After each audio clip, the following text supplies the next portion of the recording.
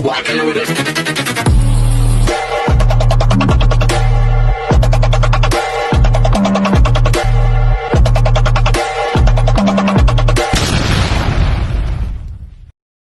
Hello beautiful people! Welcome back to my channel. This is your Mama Sam dito sa Sam TV. Kamusta naman po kayo mga amigo, amiga, kumare at kumpare? Sana lahat kayo ay okay na okay at safe ngayong araw na to. At syempre kung ako naman ang tatanungin nyo, nakikita naman ninyo ang beauty ng Mama Sam ninyo, napaka-fresh overload pa rin. Charot! So yan. So sana lahat kayo nakapag-dinner na ng bonggang-bongga. My gosh, naloka ako. Dahil yung co-teacher ko, may nirigalo sa akin kahapon para itong birthday gift niya nga. Grabe! Ang laki talaga. Naloka talaga ako, nawindang ako. Pagkatapos, kanina binuksan ko. So kung gusto nyo panoorin, tignan nyo dun sa Brusa Sam. Yung binuksan ko kanina, grabe, ang laking frame, di ba? So yon, nag-paint siya ng picture ko. Kaya sabi ko, oh my gosh, naloka talaga ako. Naloka talaga ako ng bonggang-bongga. Kasi sa tanang buhay ko, hindi pa naman ako napipinta, di ba? Tapos sa tanang buhay ko, hindi ako narigaluhan ng ganong kalaki na frame. So, sabi ko, amazing talaga yung mga co-teacher ko. Tapos si Teacher Gao din, niligaluhan din ako. Pagkatapos, si PE teacher, wala siyang regalo sa akin. Sabi niya, very soon daw. Oo. Pero hindi ko alam kung regaluhan niya pa ako. Regaluhan niya ako o hindi, okay lang. Basta ang importante, nasa puso niya ako. Charot! So, yun. Nakakaloka. Hindi ko kasi ina-expect yung mga ganong gift. Nawiwindang ako. Kasi parang ang feeling ko, it's too much. You know?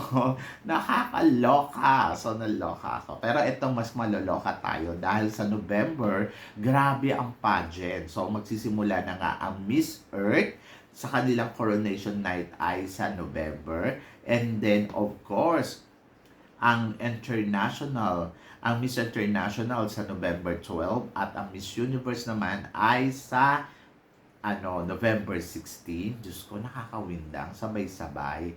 Tama ba na nagsabay-sabay sila? Ang feeling ko masaya. Charot. Kasi syempre, bakbakan to galore to. So una, syempre, excited tayo dahil sa Miss International na ito nga si Angelica Lopez ay magkukumpit na finally sa Miss International. Matagal-tagal din ang hinintay nito, mahigit 1 taon. So siguro naman, sapat na para masabi natin na well-prepared ang pambato natin sa Miss International. At nakakapalo nga ako sa kanya. Grabe ha, talagang panalo talaga yung kanyang panalo talaga yung kanyang styling. Sobrang panalo yung mga make-upan.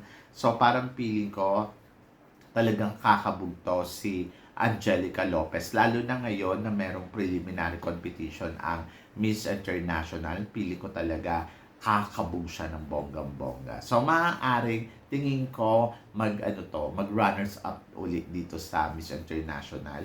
Pero yung title, parang feeling ko, mas malaki yung chance na mag-titles tayo sa Miss International sa susunod na taon. So, abangan natin yon. And then, of course, si Chelsea Manalo, kaabang-abang din ang pambato natin sa Miss Universe. Exciting to dahil syempre iniisip natin kung ang ating habang Miss Universe na si Chelsea Manalo ay makakalusot sa semifinals ng Miss Universe. Kasi may history tayo dito sa Mexico na hindi nakakalusot ang Pilipinas sa top sa semifinalists, 'di ba? Sa top 12, sa top 20, top 16, hindi talaga wala ang Philippines. But ngayong taon na to, sa pang-5 taon natin na magkukumpit na dito ng Miss Universe sa Mexico, parang feeling ko etong si Chelsea Manalo ay makakalusot na. O, di ba? So, depende yan kay Chelsea talaga. But feeling ko naman, kakabog naman siya. And then, of course, kaabang-abang din ang Miss Earth. Ang pambato natin sa Miss Earth kasi medyo malaki yung demand dito sa competition ng Miss Earth ngayon. Kasi last year, nag-first runner-up tayo. Di ba? Yung kay Adwana. At ngayon, syempre, titignan natin kung ang pambato nga ba natin sa Miss Earth ay kakabog nga ba ng bonggang-bongga para sa kanyang laban sa sa Miss Earth sa November 9. So, yon, i-mark na ninyo sa calendar ninyo yan, ha? November 9, 12, and 16. So, yon. So, nakakaloka. Are you excited, guys? Kasi ako, syempre, sobrang excited na ako para sa pambato natin sa Miss Universe, Miss International, at Miss Earth. So, ang sarap lang, no? Pag nasa isang pageant tong tatlong na to, tawag dito, candidates, yung tatlong crown, ay nako, ang bongga. So, pag nasa Binibini, halimbawa, Binibini Pilipinas Universe, Binibini Pilipinas International, and Binibining Pilipinas Earth. O, di ba? So, yun, ang saya siguro, no? Anyway, good luck sa lumalaban. At eto nga, syempre, mas good luck sa atin lahat dahil nagsimula na ang botohan para kay Atisa Manalo dito sa Miss Cosmo. So, paano nga ba boboto? Napakasimple lang. Una, syempre, i-like mo ang page nila at i-like mo yung picture ni Atisa Manalo. Like po, ha. And then, ayun, so, reaction. Kailangan mo mag-react 1 point, and then comment 1 point, and share 1 point. So, dapat yung tatlong to, mag-like ka, mag-comment, and mag-share. So, para bongga, di ba? So, yun. So, syempre excited tayo for Atisa Manalo Panalo. Di ba? So, ngayon pa lang ramdam na natin na talagang kakabog talaga yung pambato natin sa Miss Cosmo. And lahat syempre tayo excited dahil inaalam natin kung ano nga ba ang mararating ng pambato natin dito sa Miss Cosmo ngayong taon na to. Ako parang feeling ko well-prepared naman ang Atisa Manalo. At ayun nga, syempre kailangan pa rin na supportan ng sambayan ng Pilipino. Iboto naman natin siya para syempre makarating naman tayo sa dulo ng kompetisyon. Mas maganda na yung nakakarating at nasisecure natin ang ating pambato. At iparamdam natin sa organization ng Miss Cosmo na napakalakas ng pambato ng Pilipinas para sa laban niya dito sa Miss Cosmo. Ako, Diyos ko Lord, yung iba sinasabi nila wag daw tayo mag-expect kasi baka mamaya matalo daw na naman tayo.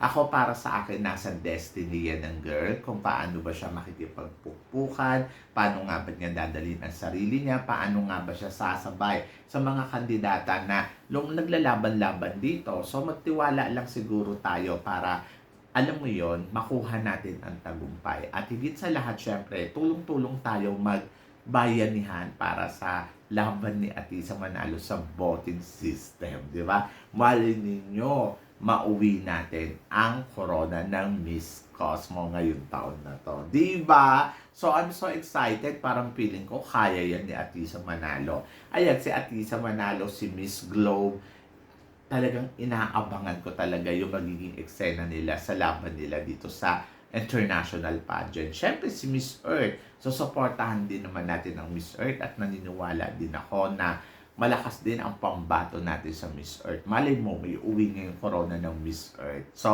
ganon!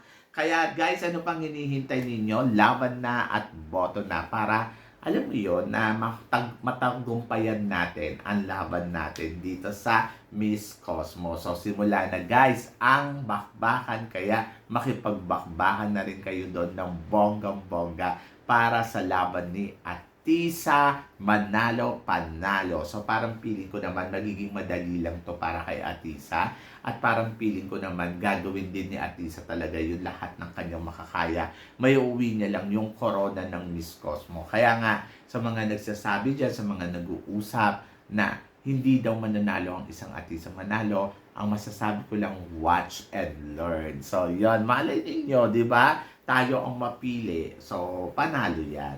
So, ako para sa akin, talagang laban na laban itong si Atisa Manalo at well-prepared naman siya para sa competition na Miss International Queen 2024. Sus ko, ang daming malalakas, grabe.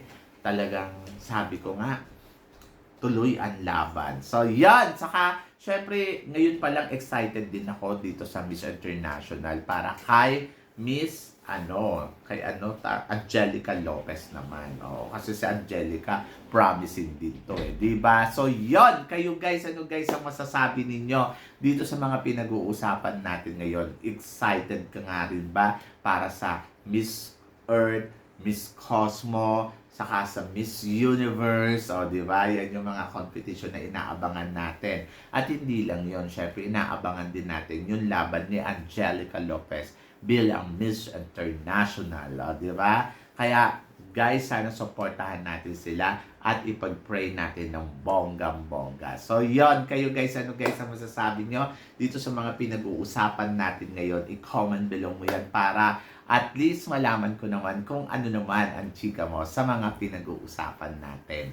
So yun guys, syempre maraming salamat po sa inyong lahat sa suporta at pagmamahal na binibigay ninyo syempre dito sa channel ko. At sa mga hindi pa po nakaka-subscribe, please don't forget to click like and subscribe my channel at i-click nyo na rin po ang notification bell para updated kayo sa mga chika ko. So yan! Guys, hanggang dito na lang. Hanggang sa muli nating chikahan. See you tomorrow. Thank you, guys.